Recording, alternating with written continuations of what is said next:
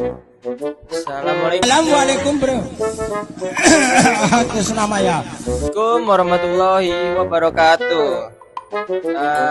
Perkenalkan, nama saya Muhammad Yusuf, NPM 2410290. Perkenalkan, nama saya Rizky Aulia, NPM 241020108.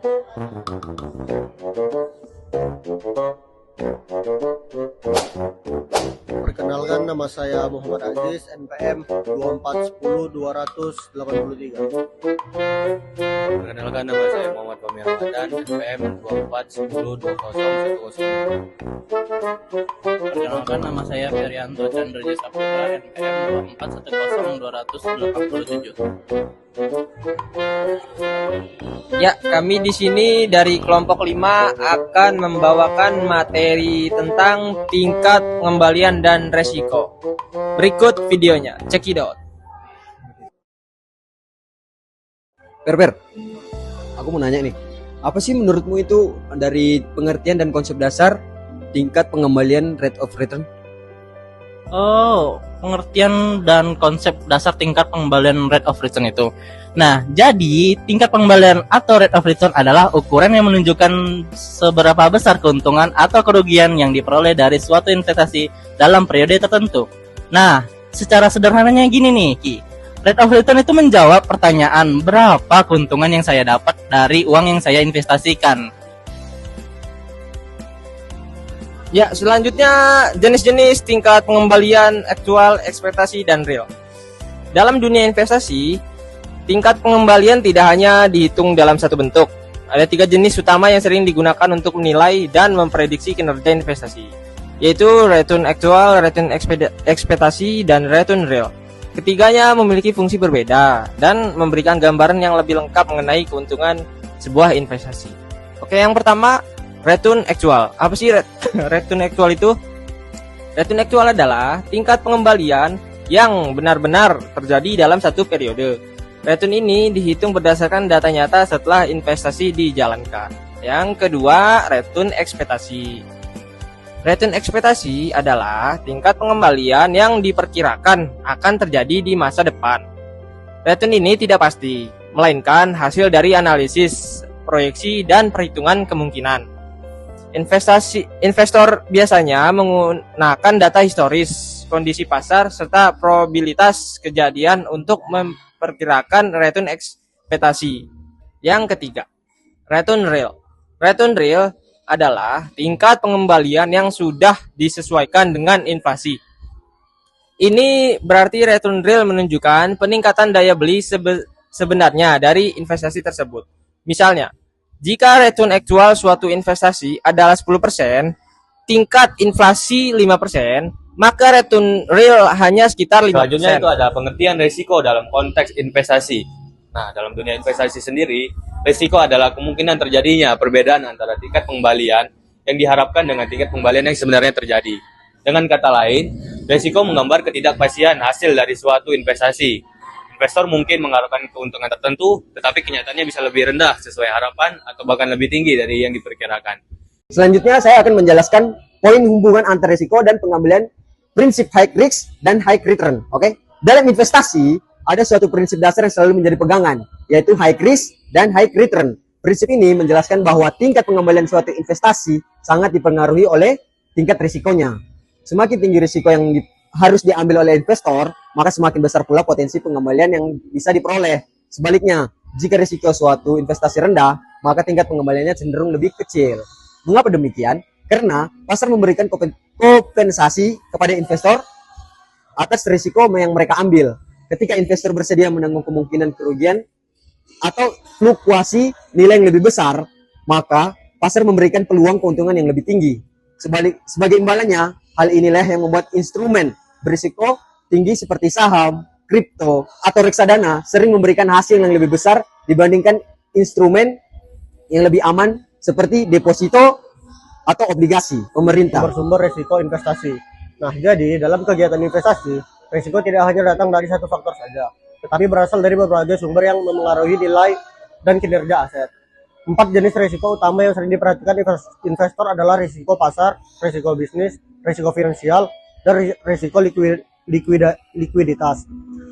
Masing-masing memiliki karakteristik yang berbeda dan memberikan dampak berbeda terhadap investasi. Nah, di sini ada yang pertama, risiko pasar atau market risk. Risiko pasar adalah risiko yang muncul akibat perubahan kondisi pasar secara keseluruhan yang berada di luar kendali investor maupun perusahaan. Risiko ini bisa terjadi karena fluktuasi harga saham, perubahan suku bunga, inflasi, nilai tukar mata uang, serta kondisi ekonomi digital. Ada yang kedua yaitu risiko bisnis atau business risk.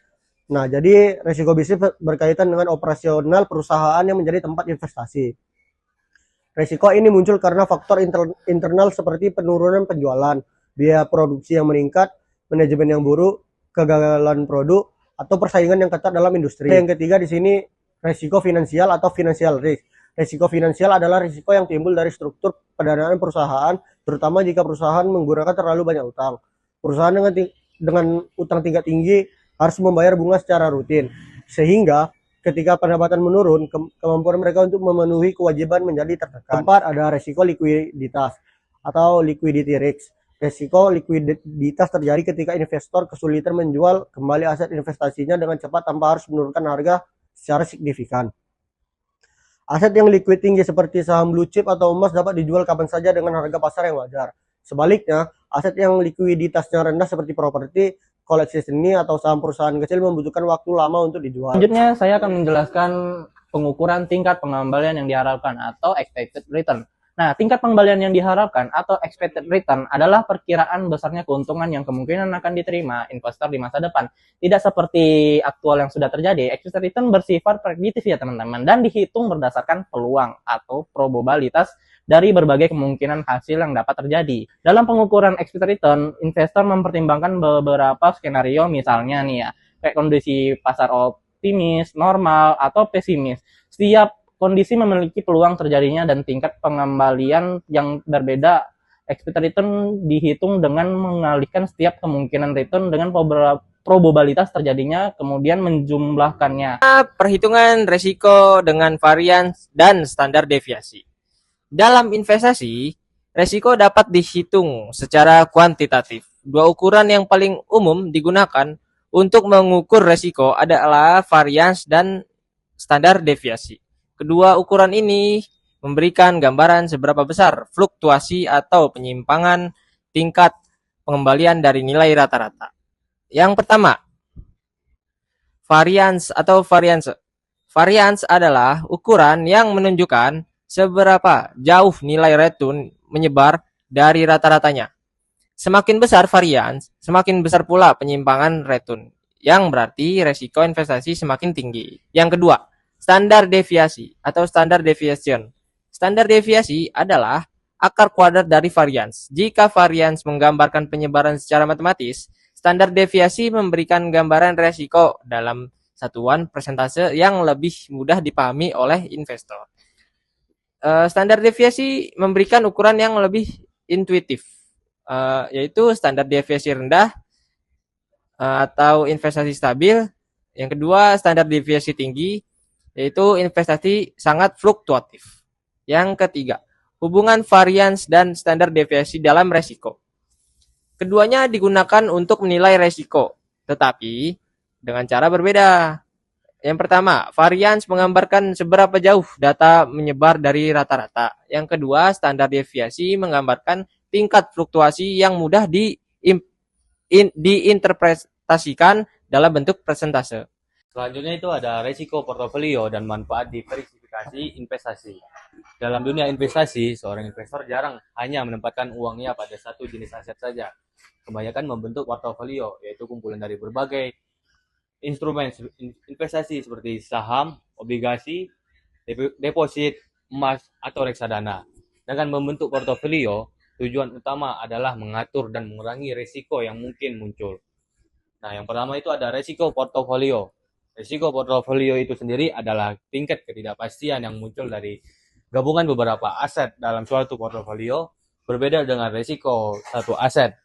Yang kedua ada manfaat diversifikasi investasi. Diversifikasi adalah strategi yang menyebarkan dana ke berbagai jenis aset untuk mengurangi risiko. Berikutnya, saya akan menjelaskan risiko sistematis dan risiko tidak sistematis. Dalam investasi, risiko tidak bersumber dari satu tempat saja. Secara umum, risiko dibagi menjadi dua kategori besar, yaitu risiko sistematis dan risiko tidak sistematis. Keduanya memiliki karakter yang berbeda dan memberikan dampak berbeda terhadap investasi. Memahami kedua jenis risiko ini sangat penting agar investor dapat menyusun strategi portofolio yang tepat.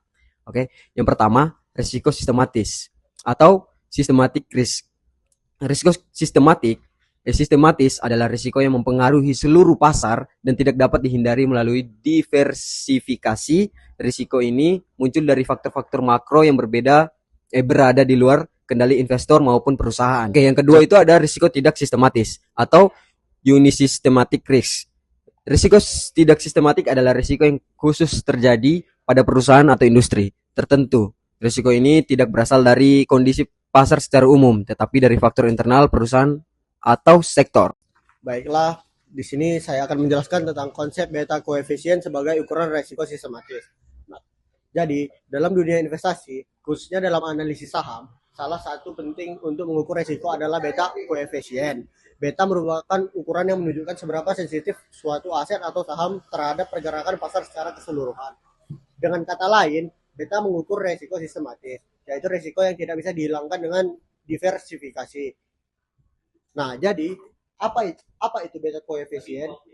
Beta koefisien adalah angka yang menunjukkan hubungan antara return suatu aset dengan return pasar. Nilai beta dihitung melalui analisis statistik yang melihat bagaimana harga saham bergerak dibandingkan dengan indeks pasar seperti IHSG. Beta memberikan gambaran apakah suatu saham cenderung lebih beresiko atau lebih stabil dibandingkan pasar. Nah, yang kedua ada makna nilai beta. Berikut interpretasi nilai beta. Beta sama dengan 1. Artinya, return saham bergerak sejalan dengan pasar. Jika pasar naik 1%, saham juga cenderung naik 1%. Resiko saham tersebut sama dengan resiko pasar. Nah, yang kedua ada beta lebih besar dari 1. Saham memiliki resiko lebih tinggi daripada pasar. Contoh, beta sama dengan 1,5. Jika pasar naik 1%, saham berkorelasi naik 1,5%. Sebaliknya, jika pasar turun 1%, saham turun 1,5%. Saham dengan beta tinggi disebut agresif. Beta lebih kecil dari 1. Saham memiliki risiko lebih rendah daripada pasar. Contoh, beta sama dengan 0,7. Jika pasar naik 1%, saham naik 0,7%. Saham seperti dianggap defensif karena lebih stabil terhadap gejolak pasar. Yang keempat, beta bernilai negatif. Artinya saham bergerak berlawanan dengan pasar. Contoh, pasar naik 1%, saham justru turun. Ini jarang terjadi, tetapi bisa ditemukan pada instrumen seperti emas. Yang ketiga, mengapa beta disebut ukuran risiko sistematis? Beta hanya mengukur risiko yang berasal dari pergerakan pasar, bukan risiko internal perusahaan. Artinya, beta mencerminkan risiko yang tidak bisa dihilangkan investor melakukan diversifikasi portofolio. Baiklah, di sini saya akan menjelaskan tentang studi kasus, analis risiko dan pengembalian pada berbagai instrumen investasi. Untuk memahami hubungan antara risiko dan pengembalian dalam dunia nyata, kita bisa melihat beberapa studi kasus sederhana dari berbagai instrumen investasi. Setiap instrumen memiliki karakteristik, potensi keuntungan, serta tingkat risiko yang berbeda.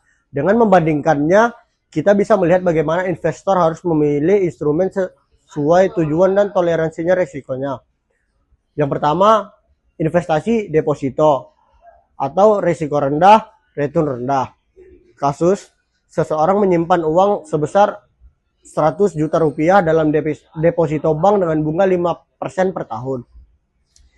Jadi analis pengembalian return yang diperoleh relatif stabil dan pasti.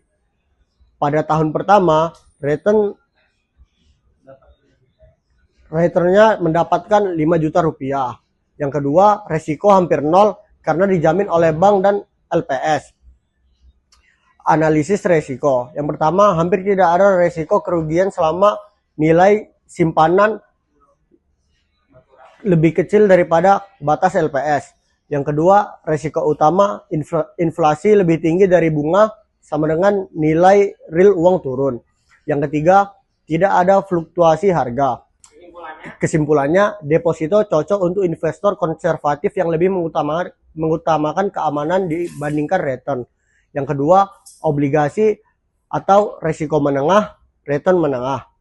Kasusnya, investor membeli obligasi negara dengan kupon 7% per tahun untuk jangka waktu 5 tahun. Analisis pengembaliannya, yang pertama, return berupa kupon tetap setiap tahun. Yang kedua, potensi capital gain jika dijual saat harga naik. Analisis resikonya. Yang pertama, resiko suku bunga. Jika suku bunga naik, harga obligasi turun. Yang kedua, resiko pasar rendah karena obligasi pemerintah cenderung stabil. Yang ketiga, resiko gagal bayar sangat kecil. Jadi kesimpulannya, obligasi cocok untuk investor moderat yang menginginkan pendapatan stabil namun tetap menerima sedikit resiko. Yang ketiga, saham. Resiko tinggi, returnnya juga tinggi. Studi kasusnya, investor membeli saham perusahaan teknologi seharga Rp5.000 per lembar dalam 1 tahun. Jadi harga naik menjadi 7.500. Jadi dividen dibagikan sebesar 150 perak per lembar. Analisis pengembalian, return sama dengan capital gain plus dividen sama dengan 50% plus dividen kecil. Return tinggi tetapi tidak pasti. Analisis resikonya, yang pertama, harga sangat fluktuatif. Yang kedua, terdapat risiko bisnis, risiko pasar, dan risiko finansial. Yang ketiga, perubahan kondisi makro sangat mempengaruhi harga saham. Jadi kesimpulannya, saham ini cocok untuk investor agresif yang mengejar pertumbuhan dan siap menghadapi volatilitas tinggi. Yang keempat, reksadana saham. Risikonya menengah ke tinggi. Kasusnya, investor menaruh uang di reksadana saham dengan kinerja 12% rata-rata per tahun. Oke, sekian dari kelompok kami. Kurang lebihnya kami mohon maaf. Wabillahi taufiq wal hidayah. Wassalamualaikum warahmatullahi wabarakatuh. Waalaikumsalam warahmatullahi wabarakatuh.